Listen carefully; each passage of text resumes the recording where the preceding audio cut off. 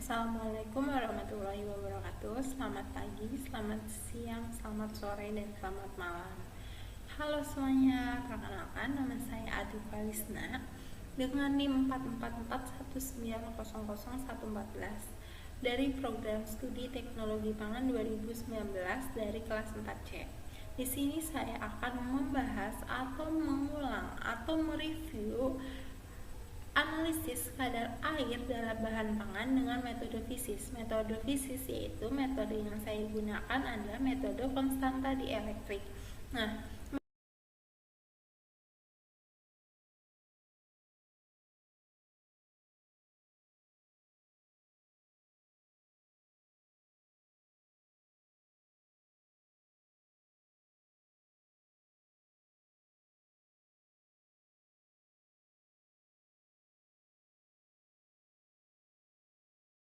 sebelum itu, kita harus mengetahui pengertian dari air. Air merupakan zat yang terpenting dan mutlak bagi kehidupan di alam semesta.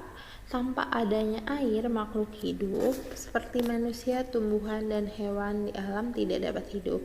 Air juga merupakan senyawa yang terkandung dalam jumlah yang besar di alam, yang terdapat di udara, di alam bumi, dan dalam makhluk hidup seperti manusia dan tumbuhan. Nah, air juga berperan penting dalam pangan, yaitu air dapat berupa intraseluler dan ekstraseluler dari bahan nabati dan hewani. Air juga dapat sebagai medium pendepresi pelarut, sebagai produk pangan, sebagai fase terdepresi pada produk emulsi seperti contohnya butter dan margarin, atau komponen minor dalam bahan pangan kering. Air juga dapat mempengaruhi tingkat kesegaran, stabilitas, dan keawetan, dan kemudahan terjadinya reaksi kimia, aktivitas enzim, dan pertumbuhan mikroba. Air dalam bahan pangan ada yang berbeda dalam keadaan bebas, terserap, dan dalam matriks atau jaringan pangan yang tidak terikat secara kimia pada komponen kimia lain yang terdapat dalam pangan. Akibatnya, air yang terikat dalam matriks pangan memiliki derajat keterikatan yang berbeda-beda. Hal ini mengakibatkan air dalam pangan akan mengalami perbedaan sifat fisik dibandingkan dengan air dalam keadaan murni.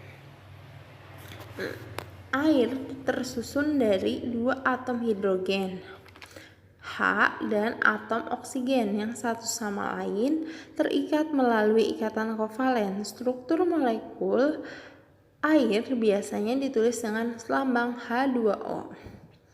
Berdasarkan model atom Bohr, setiap atom hidrogen dari molekul air akan berikatan dengan atom oksigen, dan atom oksigen menyumbangkan satu buah elektron untuk digunakan bersama-sama untuk menstabilkan atom H dan O.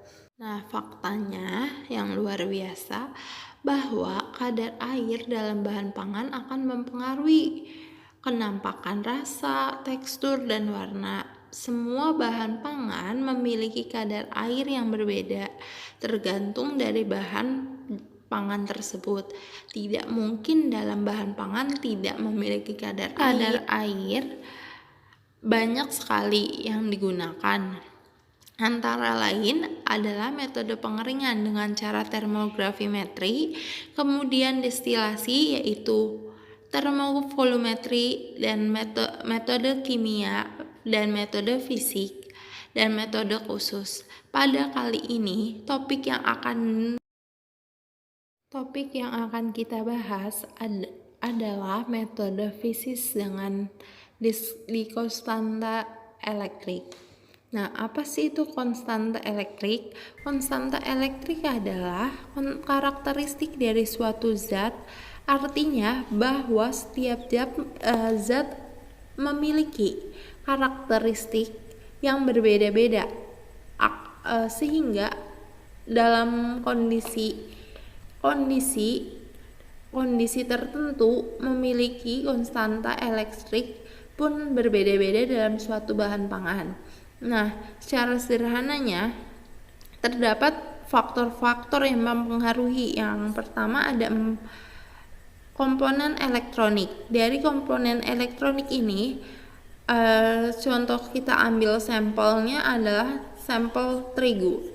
Sampel terigu memiliki pengukurannya sangat berbeda daripada pengukuran dengan metode gravimetri. Kemudian kontribusi ionik yang diasosiasikan dengan gerakan relatif kation dan anion dalam medan listrik.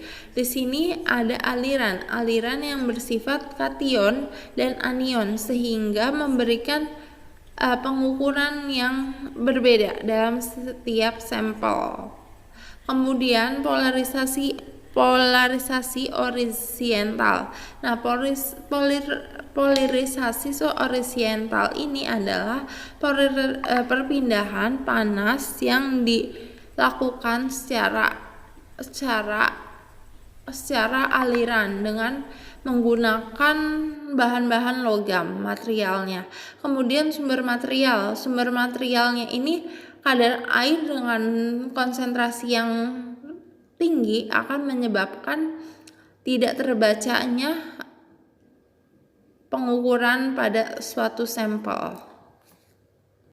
Metode dielektrik. Pada dasarnya metode ini diukur dalam bahan pangannya itu sifat dielektrik. Jadi dalam bahan pangan ini elektriknya berbeda-beda. Sifat dielektriknya ini dalam bahan pangan berbeda-beda, namun hanya terbaca dalam kadar air dalam bahan pangan yang terikat dan tidak boleh lebih dari 30-35%. Nah, faktor yang harus diperhatikan juga adalah densitas suhu sampel.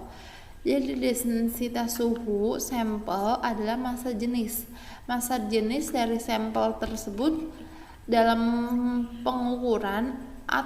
pengukurannya terdapat sifat dielektriknya.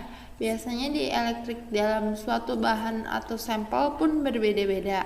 Nah, kemudian terdapat alat yang digunakan di sini adalah alat dielektrik konstan.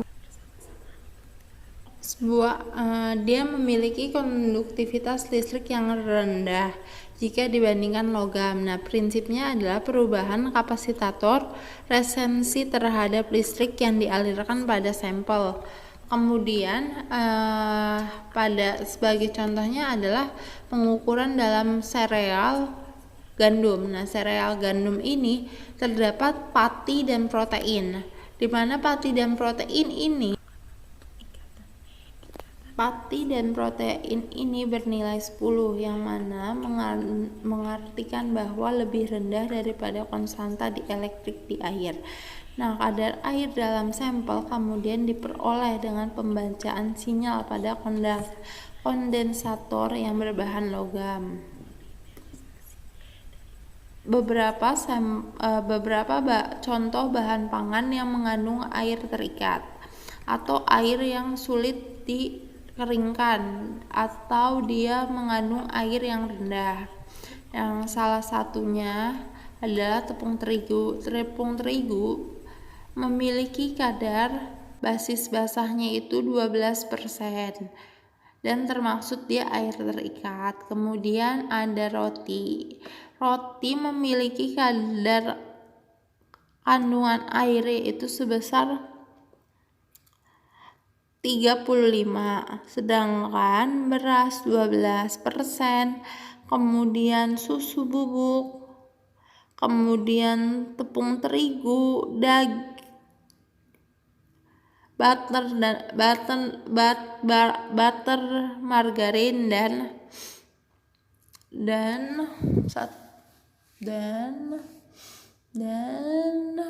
buah kering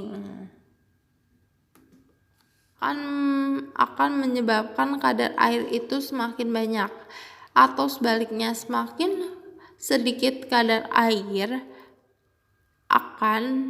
konsentrasinya pun akan menurun. Terima kasih. Wabillahi taufiq wal hidayah. Wassalamualaikum warahmatullahi wabarakatuh.